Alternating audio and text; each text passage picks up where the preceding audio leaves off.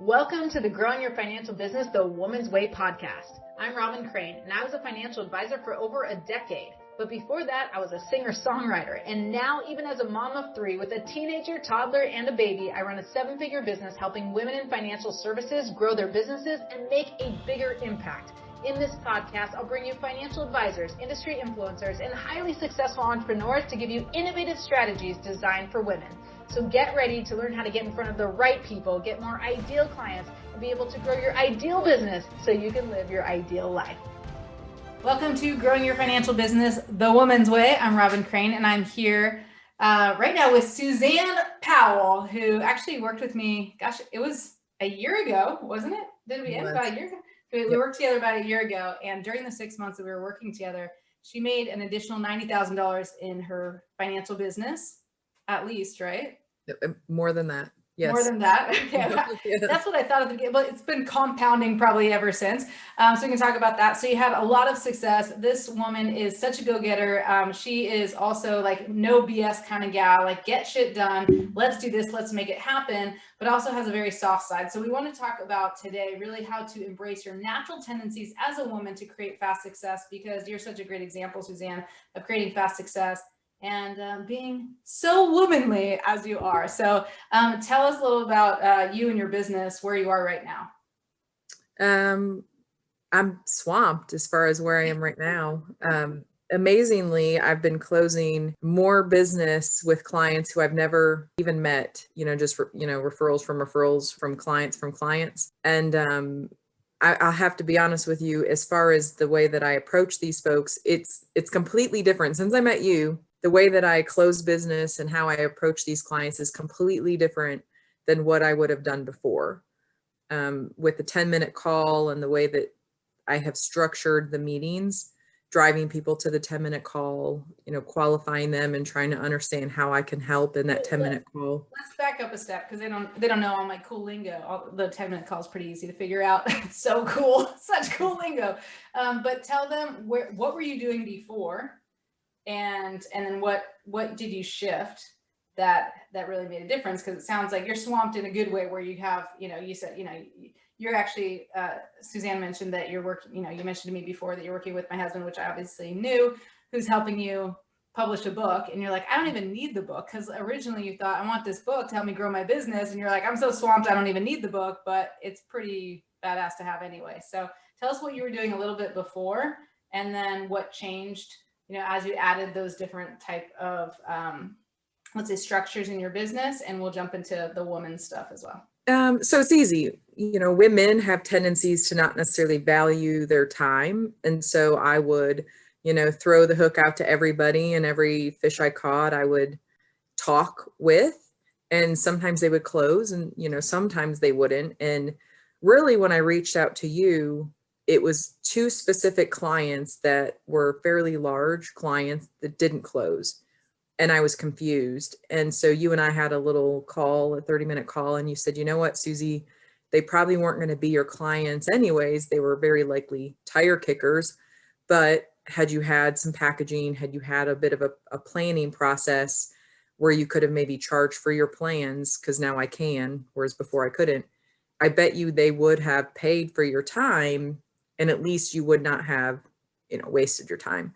So what I'm doing now with prospects, and these are, cold referrals and these are warm referrals, I get everyone on a 10-minute call, and I say, how can I help? And I let them talk about their pain. And if they don't have pain, if they're just calling me because someone told me to, then I kind of drive them towards what their discomfort is, whether they have an advisor or they don't, whether they think they're paying too much in fees, some breakdown.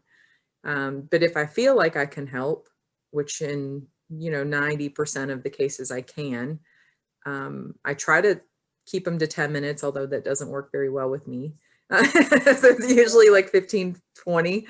I just book a meeting from that call, and I schedule the time to where we actually commit, via a conference call or a Zoom, sometimes in person, to an actual meeting where I can talk about them and really get to know if I want to work with them, and then talk about me and kind of my process and how I can help. And And that's been life-changing for me, because in some cases, the way that I do get leads from additional sources, which you're familiar with, sometimes I can't really help them, or it's clear at the beginning just based on their approach or their style that I don't want to work with them. I get off the phone.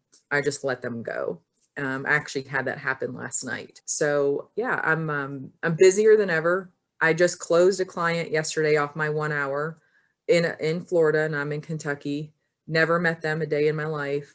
This was the hour-long call, and got all their assets over and paperwork done and FedEx to them. And I was so excited because it was, wasn't necessarily a call I thought I was going to close on, but literally in the 40th minute, he said to me, "You have told me things that 2 other advisors haven't told me in a way that is explainable, and I totally understand exactly how you're going to help me.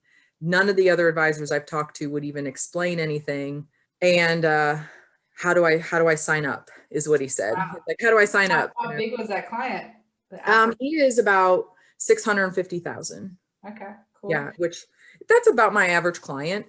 Sometimes they're a little smaller than that, and sometimes they're a little bigger. But if I took all my clients and divided by my total assets under management, my average household's 650. Okay. Which is reasonable. Okay. Well, I'm dying to know, what were those 2 things he told? I mean, were they just specific things that you noticed? Yeah, I was giving him like real information. So he specifically has like managed accounts. Okay. So And you're giving him like expertise essentially that he hadn't heard. Yeah, like you taught me to go ahead and give them something, like go ahead and add a little value, but like don't give them everything. Right. And so I gave him enough as far as how I would help him with his IRAs versus his after-tax account, to where he was like, "Wow, okay, that's exactly how I was hoping you'd approach me and it's specific to taxes." And the other guy wouldn't. I said, what did the other guy say? And he goes like, "Nothing." Like, he literally wouldn't even tell me. I was like, "Oh." Yeah, I think, well, that's a good distinction though too, because I mean, I think it's not that, you don't want to give things to them because you're just trying to sell them. It's that they won't get the value, they won't be able to get the result, they won't be able to implement it, anyway. So it's like, what a lot of women do, and going back to women and their natural tendencies, and I tell a lot of the ladies in my tag challenge, in my rap course, in my femme mentorship, like I tell them, like, don't solve their problem, because they're in a conversation where you need to understand what the problems are first, and there has to be a gap so that they get the real solution, which is working with you. And so many of them, they say, "Oh, I have a challenge with this," and they immediately jump on it and try to solve that problem. And if that person is thinking, "I already know that," or "No, that's not going to work," or they start arguing in their mind that that's not what they want, whatever it is, now you just close the gap and you can't help them, versus like figuring out what, like, you barely even know what their problem is, versus really expanding to understand what their true problems are. And then you're like, "Oh, I can help you, and here's how it will look." So what you're talking about is really like letting them envision it and see, like, this is what it would look like, and placing you in their future, not just like, go solve the problem, but this is how we would do this together, and here are the specific things that we would focus on, so they can see how they can get that ultimate result. Right. So that's very cool. Yeah, and I made it very collaborative too, like the way that I spoke to him, because he's an older gentleman in his late 80s. And I just told him, I said, depending on the conversation we have about your risk and what types of things you want, I may do blah. And then another time I said, depending on how we work and how you want me to pivot, we may do yeah. And so I kind of intentionally pulled him in to where we would have to have those conversations together. I do make investment recommendations. I'm not asking you to come up with the ideas, but by no means am I just blanketing everything on you and making you say, okay, I do need to know if this is something you're comfortable with. So yeah, it was great. It was good. And I've been closing clients left and right out of state lately, which was not typically part of my process. Normally I'm in person, getting wet signatures, printing literal paperwork. And for the last 2 or 3 months, I've been closing clients in Florida, Virginia, Idaho, Michigan. It's been all over the place lately, and great.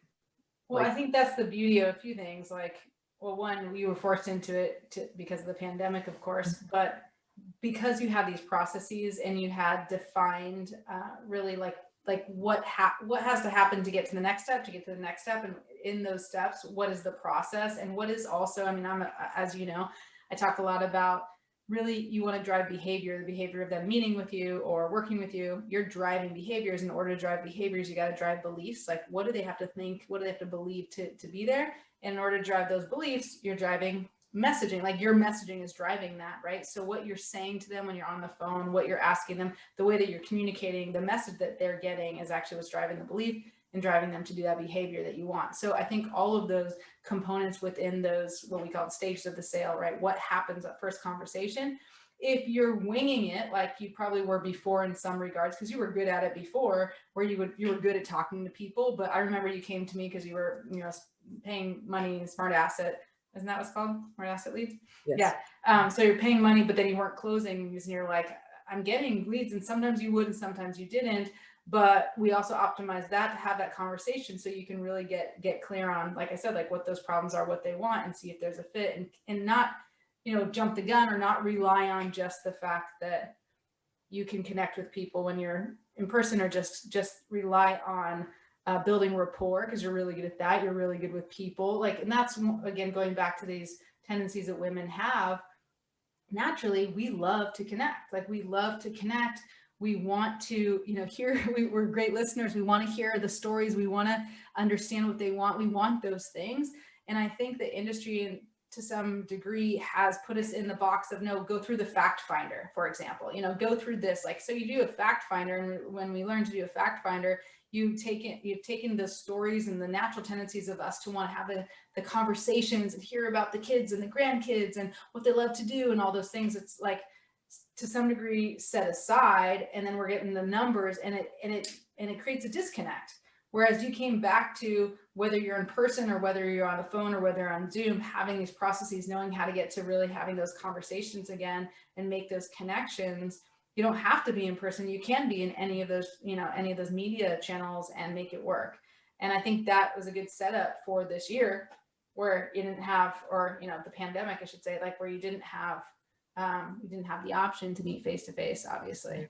I'm kind of curious, because I've heard some tidbits about your background, and I didn't ask you to begin with, but I like hearing all the crazy stuff that you've gone through, and then we can jump back to some of these things. But can you tell just one or two stories just about your upbringing? Because I think your upbringing, your experiences just growing up, because I think a lot of people would assume when meeting you, and I use you as an example a lot with my I call my ladies femme, but they don't, maybe female empowered money makers, but the women in my program, I use an example of you a lot with my femmes when I'm talking about stretching outside your comfort zone.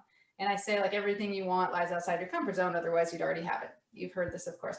And I use you as an example, Suzanne, because I'm like, you have a huge comfort zone. Like, you can do anything. Nothing really phases you. And you're willing to stretch. Like, so not only is it really big to start, and you still have things outside your comfort zone that you want, otherwise you'd already have it, of course, but you can get those things fast. It's like a fly swatter. Like, you're like, I got it. You just stretch and you get it. You stretch and you get it. You stretch and you get it, which is why you had a lot of success in my program. And when a lot of people are looking at you like, oh, I wish I had what Suzanne had. I wish I could do what Suzanne does. I wish I could, get those as fast results. And I think people see you that way, like wanting what you have. And I'm like, yeah, you want that now, but you wouldn't want to go through everything she went through in order to be that type of person that has a huge comfort zone and is willing to stretch so much. So because you've had a lot of adversity in your life and a lot of challenges that you had to overcome. So tell us like one or two stories about some challenges that you've overcome. And then we'll wrap back up with some of these women tendencies to help them to create that success. So long story short, my mom was a single mom with myself and then my sister, who's 2 years younger than me.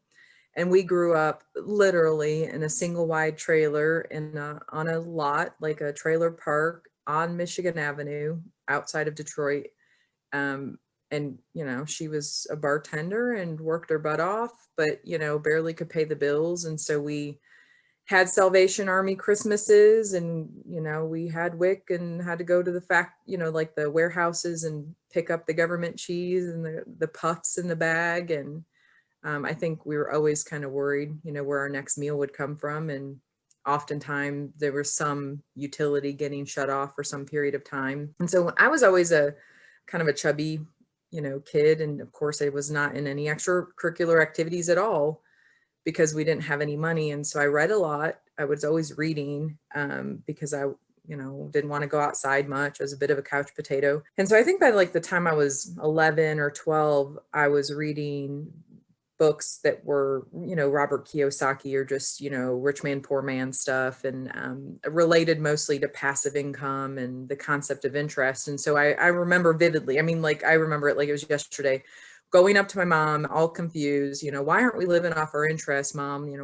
Why are we living off our principal? And she didn't even know that word. Like, she got through 10th grade, and she's a brilliant woman, but not necessarily hyper intelligent, and was so confused. And she was like, I don't know what you're talking about, but we're paycheck to paycheck. Like, we don't have any money, period. And so then I was like, wait a minute, we don't have any money?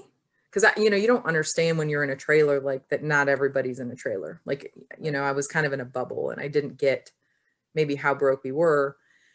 And so I was like, so what am I going to do for college? And she was like, you're going to have to get straight A's, you're going to have to get a scholarship. I was like, what am I going to do for a car, like when I turn 16? And she's like, you're going to have to buy one. And I was like, wait, what?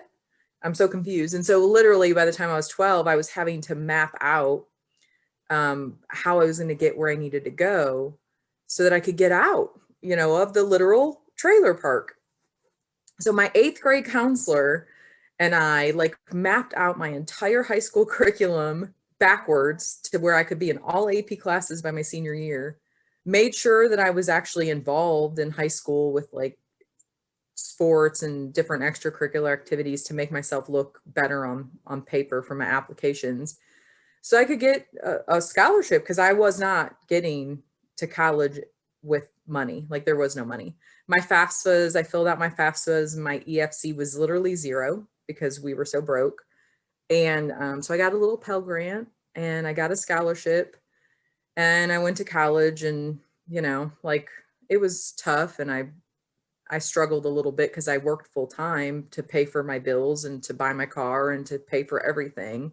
In fact, by the time I was a senior in high school, I was helping my mom, with the bills. And so I struggled through college to just get everything done. But while I was in college, I worked at Chi-Chi's, and this amazing waitress named Candace, who's in her 40s, looked at me one day and said, girl, this is good money. I get it, but please don't be 40, waitressing at Chi-Chi's. Like, take the pay cut now, go somewhere that gives you like a career, get out.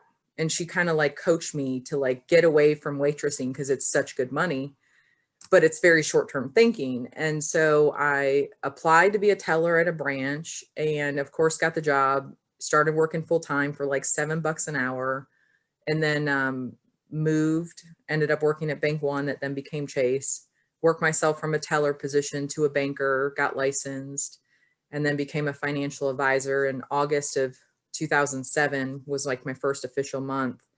And I spent 10 years really at Chase. So a lot of my career was at the bank level with fairly easy clients. They do a good job of giving you referrals.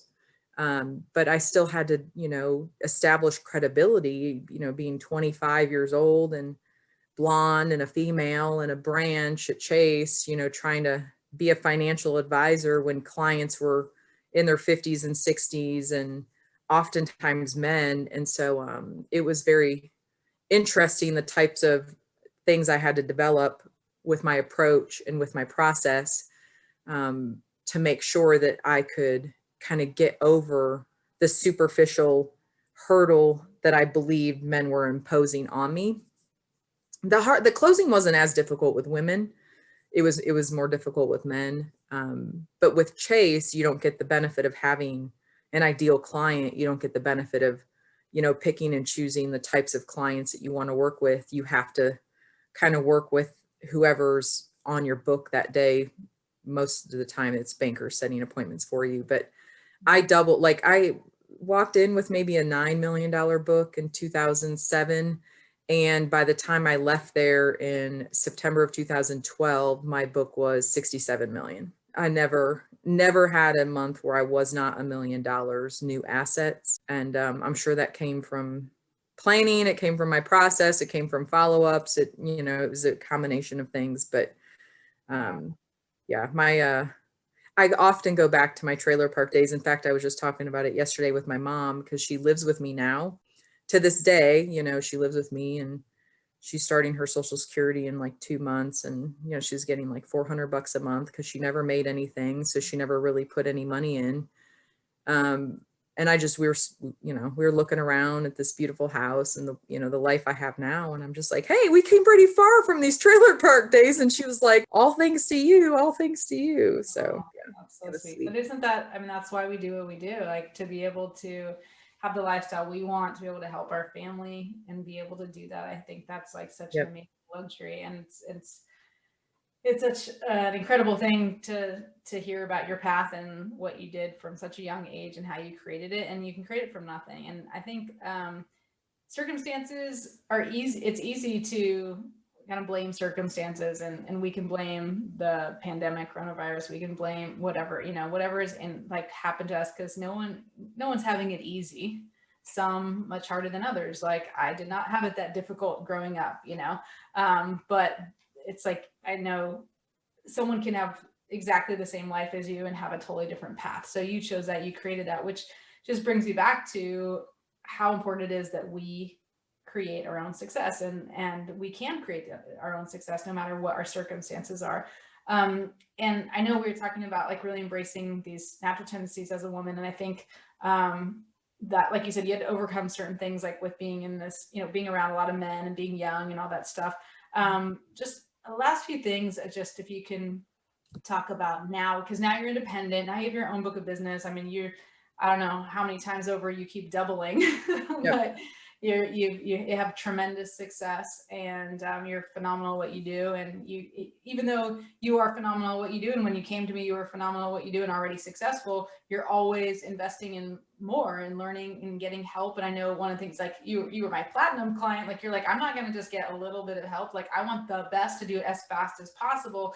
So it's not just that you're like, I'm going to do this and I'm going to do it on my own because I'm a hard worker. You're actually really smart too, that you're always getting help, so you don't have to do the stupid shit and you can do the stuff that you're good at. But what are some of the things, like as a woman, that you feel like really is serving you now and has served you in the past to be able to create that success, and that will allow some of these listeners to be able to do the same? I think for me, the one thing, and you're right, like I'm always willing to spend the money for quality help. I mean, I pay for a trainer to hold me accountable, or I would never go. I'm actually, this is silly, but I am chronically lazy, meaning I only want to put the work in where I want to work. I only want to actually meet with my clients. Like my favorite thing to do, like when Ashley was asking me about my time and, just trying to help me with my structure, what I love, time with my kids, time with my husband, and time with my clients. What I hate, everything else. And I want to purposefully not do any of it. And so I have someone who cleans my house. I have someone who does the lawn. Like I even asked Chris, do you really want to do that stuff? Or is that just, a side effect of income and money? He's like, no, I hate this stuff. Great. It's done. Yeah. So I hired you. I hired Trevor. Sorry, Trevor. I purposely paid like the most money, because when I was looking at his packages and your packages, at any point where it was like I had to help, I was like, oh no, I don't want to help. I just want it literally done for me.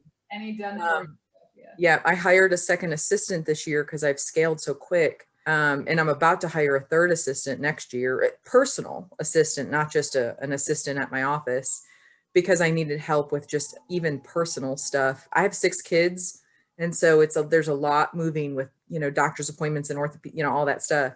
And so it's like, I have to employ all these extra people, which, not everyone can afford to do. But for me, the reason why I grow, and the reason why I want to grow, and the reason why I want to help more people is so that I can then, have more time and have more balance and have those things I want, and travel if we want to, and, live the life that we want, which actually is having an office in Florida. That's kind of the 5-year goal, is to have an office in Florida and have an office in Kentucky. And so I'm purposely trying to grow my book down there just so that I have an office, with clients. But I think with women, the one thing that we really struggle with is maybe letting stuff go, thinking that we have to do literally everything. And for me, I just, no, I don't want to have to do those things. I want to let those things go, to quality people who then are part of my process, who, all benefit, from the growth of my business. And then we kind of all grow together, to where we can all make more money and be happier. And so what I would tell any woman is, let it go. Whatever it is that you're clinging to, the thing that you're doing that you don't want to do, let it go, to someone else who enjoys doing that stuff. That way you can do more of the thing that you love. And by doing more of the thing that you love, organically, I think the world gives you more of it. Like you actually will see more people, and that person that I meet with, like I have had now 3 referrals from a referral, because I'm so engaged in the process with them. It's like they feel it. In fact, this one client, the brand new clients in Virginia, who I've never met, just one Zoom call, large account at Merrill Lynch. And they've always just had kind of this static relationship with this guy. And so when I had her and him on the phone, both, when she never attends the appointments with the other guy, in that 1 hour at the end, she said, I've never had anyone ask me these questions. I've never had an advisor talk to me and ask me stuff. Like it's always just been about, returns, alpha, beta, whatever. When do we sign? Like I'm totally in. Like I bought her into this process with me, where he was kind of always the decision maker and worked with a mediocre guy. And that I hear that feedback a lot. And so because I love to be there and I love that dialogue, I love those people, like I love connecting, they feel it. They immediately are it's not sold. They're not sold at all. Like they just feel that relationship and it's tangible. And they were just in. They were like, yep, let's go. We're done and we're in. And because that's what I love to do. They feel it. And then guess what? Their buddy called me a week later and said, hey, my friends, and so it's like they feel my emotion, they feel the relationship, and it's tangible. And they're like, they just keep feeding the next person, the next person, the next person, which is that has a lot. I think that has a lot to do with the fact that you're so passionate about it, but also with the fact that you're not doing the things that are bogging you down, that could bog you down, that could make you kind of resent the business, because there are a lot of people right now who are resenting what they have to do because they're doing so much of the stuff they don't like to do. And I try to remind, a lot of these women that come into my world at the beginning, like, why did you get into the business? And I got into, when I was a financial advisor, I got into the business because I loved helping people, not because I wanted to make money. I had no desire for that, but to help people and to make a bigger impact. That's typically what we women get into the business to do, and what we love doing. Mm-hmm. And so going back to like, well, these natural tendencies, like we love those conversations, what you just talked about, like you got, you're getting giddy about it. They're feeling the excitement. You're actually connecting, and we're so good at that naturally.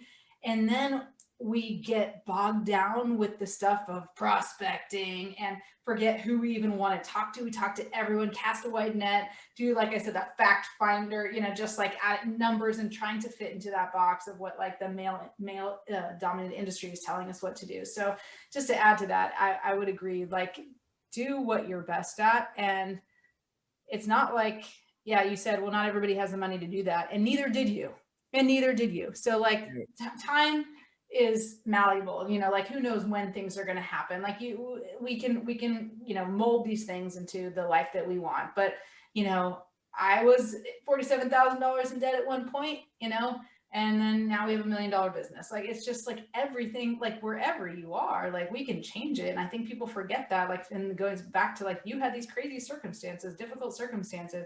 You were not brought up with a silver spoon in your mouth. You had to create this stuff, and that took planning, that took taking action, that took making decisions, that took hiring people and getting help, not doing it yourself. And here you are. And I think Tony Robbins says most people overestimate. Most people overestimate what they can accomplish in a year and underestimate what they can accomplish in 10 years, in a decade.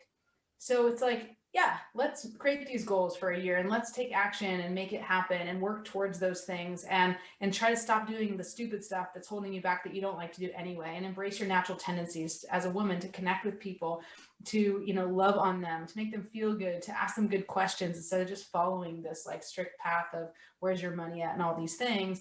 And then, yeah, you have exceeded your expectations in one year after another. So it's not always the case, but then over a decade, you know, looking back a decade ago of what you've accomplished and the home you're living in and how you're helping your mother and how you now have 6 kids, like all these things, it's amazing. And that's the compounding effect, just like money in the market. Like it's a compounding effect of you taking the right actions and doing what you're great at. So awesome. This has been amazing.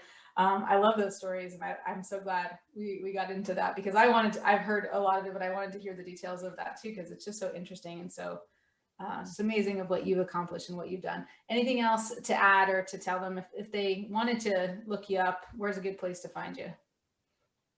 You mean like Facebook? Yeah, LinkedIn? if you want them to find you, or maybe not. My website is now www.suzannepowell.com. And then of course I'm on Facebook and LinkedIn, and Yeah, Suzanne actually Powell. just saw your LinkedIn today where you're talking about being stretchy, and actually illustrated it with a rubber band.